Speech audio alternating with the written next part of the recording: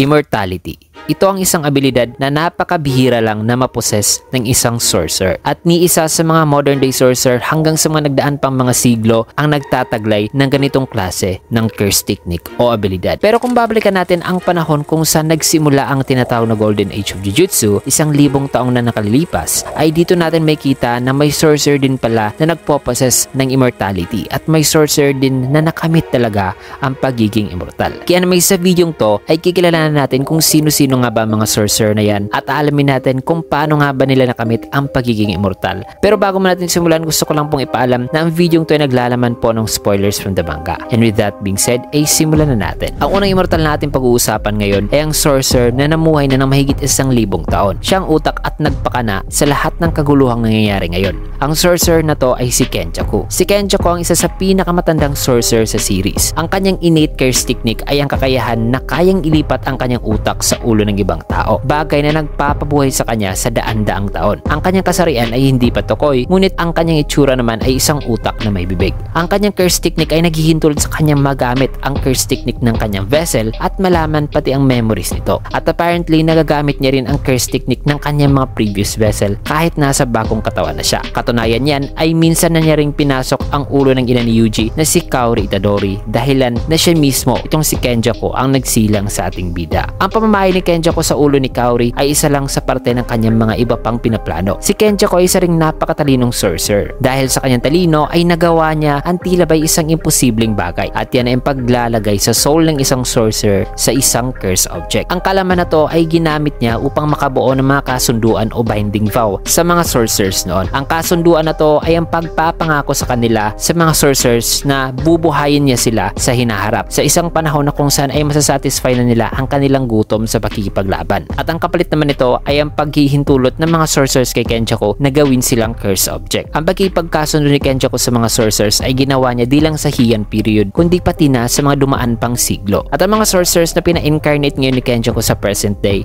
ay nakilala namang mga ancient sorcerers. Pero bago nangyari ang pagbibigay ni Kenjaku ng mga vessels para sa mga ancient sorcerers na to, ay sa mga daan-daang taon ay nagsagawa rin si Kenjaku ng iba pang mga eksperimento. Tulad na lang sa pagbuo ng isang hybrid na nilalang na kalahating tao at kalahating curse spirit na nagresulta sa mga tinatawag na curse womb death paintings. At ilan lang yan sa mga eksperimentong ginawa ni Kenjaku throughout the years. At ngayon, ang mga pagpaplano ni Kenjaku na inabot ng daan-daang taon ay unti-unti nang natutupad. Dahil ngayon sa kasalukuyan ay malapit nang magtatapos ang kanyang palarong Calling Cave. At bagamat masabing napatay na ni Yuta si Kenjaku, ay malaki pa rin ang posibilidad na buhay pa ito. Sapagkat minsan na nga niyang sinabi noon na gusto niyang masaksihan kung ano talaga ang mabubuo sa pag-iisa ng mga tao sa Japan dito kay Tengen. Kaya naman ngayon ay pag-uusapan natin ang kabilang sa kanyang plano na si Tengen. Si Tengen mga kaibigan ay isang sorcerer na namuhay na ng mahigit 1,200 taon. Ang pinakamatandang sorcerer sa series. At nabanggit ni Kenjaku na naging kaibigan niya noon si Tengen. Tulad din ni Kenjaku, si Tengen ay naging isa ring immortal dahil sa kanyang innate curse technique. Subalit di tulad ni Kenjaku na kinakailangan pa nitong lumipat ng mas madalas sa iba't ibang katawan upang maiwasan ang pagkamatay o pagkatanda. Si Tengen naman ay kinakailangan niya lang na ma-emerge sa isang vessel na tinatawag na star plasma vessel once in every 500 years. Kinakailangan ni Tengen na ma-emerge once in every 500 years sa isang compatible vessel upang maagapan ang pag-e-evolve ng kanyang curse technique. Ang sinasabing pag-e-evolve ng curse technique ni Tengen ay nangangahulugan kasi na mag-e-evolve ang kanyang buong pagkatao at mawawalan siya ng bait, making Tengen a threat sa sangkatauhan. Di lang din sa nagpoposes si Tengen ng isang abilidad ng pagiging immortal, kundi nagtataglay rin siya ng napakalakas na barrier techniques. Bagay na nagbigay sa kanya ng malaking responsibilidad at tungkulin na kung saan ay napagdesisyonan niyang magtayo ng mga malalakas na barriers na tutulong sa pagpapahina sa bilang ng mga curse spirits na nabubuo mula sa mga non-sorcerers. Bukod dyan ay pinoprotektahan din ng kanyang barrier ang Jujutsuhai upang hindi maisa publiko ang tungkol sa paaralan at ang gawaing pag-e-exercise sa mga curse spirits. Kaya sa loob ng 1,000 taon si Tengen ay nanatili lamang na nakatira sa ilalim ng Jujutsu Tech habang pinapanatili ang pagpoprotekta sa mga non-sorcerers sa Japan mula sa mga curse spirits. In some time ay tinago rin ni Tengen ang bangkay o mummified ng katawan ni Sukuna sa isa sa kanyang mga barrier. Pagkalipas ng ilang mga taon ay dulot ng isang mapaglarong tadhana ay sa taon ng 2006 ay sumablay ang pag-iisa ni Tengen at ng star plasma vessel na si Riko. Dahil na matapos ang insidenteng yan on the past 11 years ay di na ginusto pa ni Tengen na ma-emerge sa iba pang star plasma vessel. Nagdulot ito sa pag-e-evolve na-evolve ni Tengen. At mas naging isa siyang parang curse spirit kaysa sa isang tao. At ito ang naging rason na nag-iba ang kanyang mukha. At ang pag-evolve ni Tengen ay siya ring naging dahilan kung bakit nagtagumpay si Kenjaku kung makuha siya gamit ang curse spirit manipulation technique.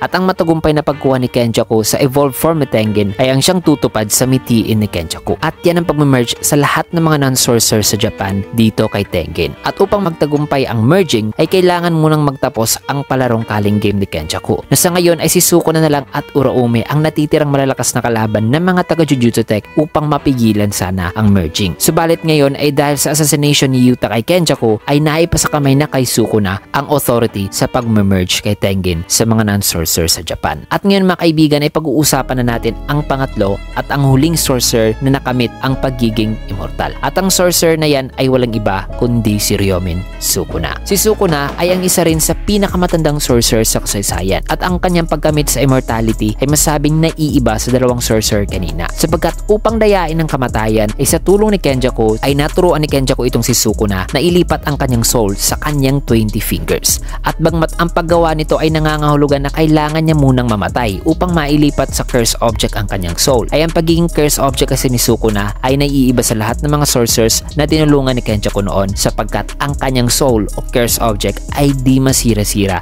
ng kahit na sino. Bukod pa dyan ay pagkalipas pa ng ilang mga taon simula nung naging curse object siya ay ang mga daliri na yan ay nagdulot pa ng mga pinsala sa mga tao. Dahil sa tuwing nakakain ng mga curse spirits ang isang daliri ay nag-iiba ang anyo ng isang curse spirit at nagiging mga tinatawag na finger bearer na kung saan ang curse spirit na to ay may tuturing ng special grade. Aside from that ay salungat sa mga ancient sorcerers na binuhay ni Kenjaku sa pamamagitan ng paghahanap ni Kenjaku ng mga compatible vessels ay dito kay Sukuna ay ayon pa kay Kenjaku na napipili daw nito ang kanyang magiging vessel. Bagay na totoo naman talaga sapagkat ngayon ay nakalipat na ito sa ibang katawan. Kaya ang pagiging curse object ni Sukuna ay in a sense ay nagbibigay sa kanya ng immortality. Dahil kahit lumipas pa ang libu-libong taon ay eventually may incarnate din talaga si Sukuna sa isang vessel dahil sa pagiging indestructible ng kanyang mga daliri. At over time pa ay mas lumalakas pa ang kanyang mga daliri. Kaya ang tanging magpapawala kay Sukuna sa mundo o magpapawala talaga sa kanyang existence ay hayaan itong makuha o makonsume ang kanyang 20 fingers at talunin ito.